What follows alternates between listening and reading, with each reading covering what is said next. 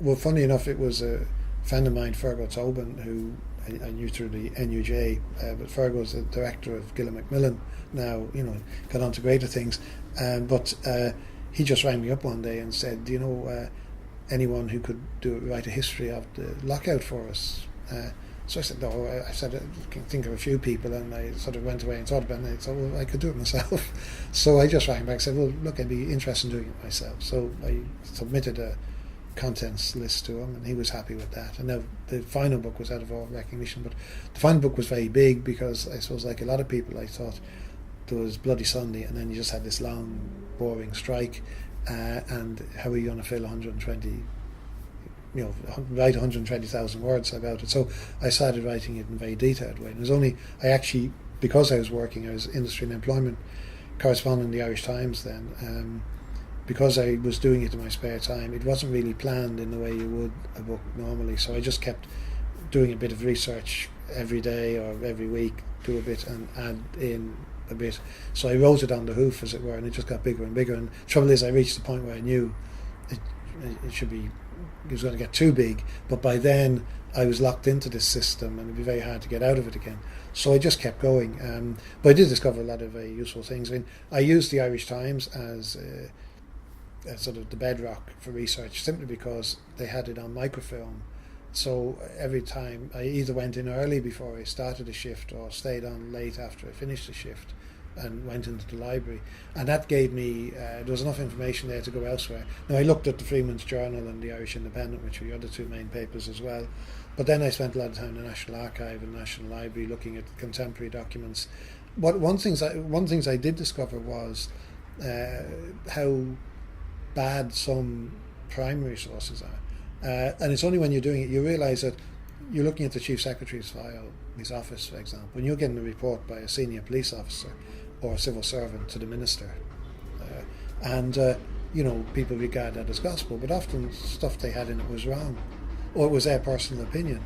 And because it's confidential and you're a senior officer and you're writing it for someone who spends most of their time in England, who suffers from seasickness, whose wife is a sort of permanent semi-invalid, who doesn't like Dublin Castle because the living quarters there are very uncomfortable, doesn't really like the Irish either, although he can't say that publicly.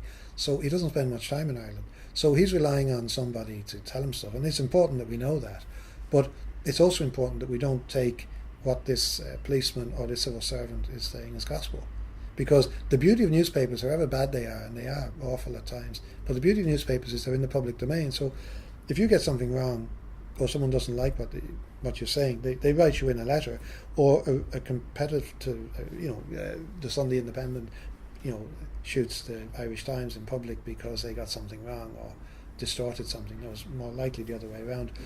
The beauty of the Irish Times was it was a Southern Unionist paper, so it had a different agenda to the Independent, which was owned, as was most of the newspapers, the print media in the city, by William Martin Murphy. So I mean, it projected very much the employer's point of view.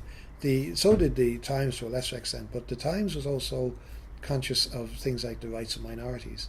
And there were over 90,000 Protestants in Dublin at the time, so they were a substantial minority. They were predominantly middle class, and they were very concerned at the outbreak of sort of Roman triumphalism that was taking place on the eve of the lockout. So that was a good counterweight. And in fact, they were particularly good on things like the very controversial Dublin Kiddies scheme at the time, where Dora Montefiore, who was married into a very wealthy liberal Jewish family, who was a socialist, who was a feminist, came over here to sort of save the children by bringing them to foster homes in Britain. Now, with what we know nowadays, you'd question whether that was a great idea anyway. But at the time, it was meant sort of do-good thing, and she had deliberately sought out families that were Catholic as far as she could. But it caused outrage here, and the Archbishop, again, the Catholic Archbishop, condemned it.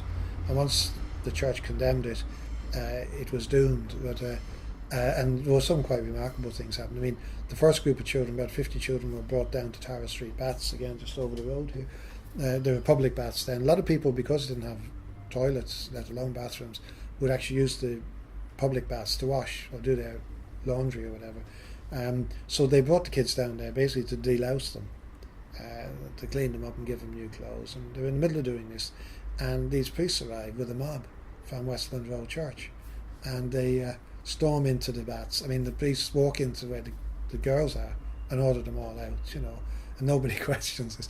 Half the children are seized. The few parents who have the gumption to insist that they actually have control of their own children retreat to Liberty Hall. They're pelted with stones and mud on the way back across the river to get in here, and then they're besieged, and eventually they make a break for the Tara Street station, where again they're besieged, but they get onto the train, but the priests get onto the train with them. In those days, they didn't have a lot of carriages where you just open the door and you step straight off the platform into the carriage. So the priests got in with the women who were helping Dora Montefiore, and they argued with them all the way to Dunleary. When they got to Dunleary, they got on the boats. The priests went on the boat. They addressed the crew and all the other passengers and told them these children were being kidnapped, and the children were taken off the boats again. And one of the women, Lucille Rand, who was the daughter of an American senator, she was a Catholic herself. In fact, she was married, I think, by the Pope, or the papal nuncio in Portugal or something. Eminently respectable Catholic family. She was charged with receiving an 11-year-old boy, knowing him to be stolen. And when Dora Montefiore appeared as a defence witness, she was, on the basis of her evidence, she was charged with kidnapping. So the two women were facing serious charges, and the charges were dropped when they gave an undertaking to leave Ireland and never return, which I'm sure they were delighted to do. But there was that sort of Francis Sheehy Skeffington tried to bring some children down to Hazelhatch with Mary Lawless, who was the daughter of Lord Cloncurry, and her father agreed to keep some of the kids on the estate, just to get them out of Dublin and to get them decently fed and whatever. And they were spotted by a patrol. I mean, there were literally patrols around the ports and the railway stations. Sheehy Skeffington was very distinctive in his knickerbockers and very well-known public figure in the town, a well-known socialist and social campaigner. He was spotted by a patrol of AOH members, and the attack on him was so serious that the secretary of the AOH, John Dillon Nugent, who was a city councillor, and two of the priests were actually charged with assault, grievous bodily harm. The charge was later dropped, of course, but he was actually beaten to the ground and kicked on the ground, and the police had to intervene and had to charge to get control of the situation. The children, of course, vanished. They fled screaming. Their father was lost them, in the melee. But all this sort of thing was going on, and in the city, so that alarmed the Protestant population, as you can imagine. All this talk about home rule equals Rome rule looked like it was going to become true. So there were a lot of undercurrents to this, which were totally. If you read the sort of accounts in the Irish Times versus the Independent, you're reading about two different events. So, but it was obviously very terrifying. It was also a bit of a wake-up call for a lot of the British Labour Party people who had worked with the Irish Party with the Redmondites, and the Redmondites were very good at. They had the balance of power, and the Labour and the Redmondites had the balance of power to keep the Liberals in office. The Liberals, the price of that was home rule for Ireland. But I think a lot of Labour MPs, when they came here to support the strikers and people, give funeral orations where strikers were dying, were quite horrified when they realised what the Irish Party, the sort of people that the Irish Party represented, and they saw there was a lot of truth in the idea that we did have a priest-ridden peasant society that didn't want the clock to go forward; they wanted to go back. And Dublin was it was a very mixed view they got of Ireland at that time, and a lot of them were quite horrified by it.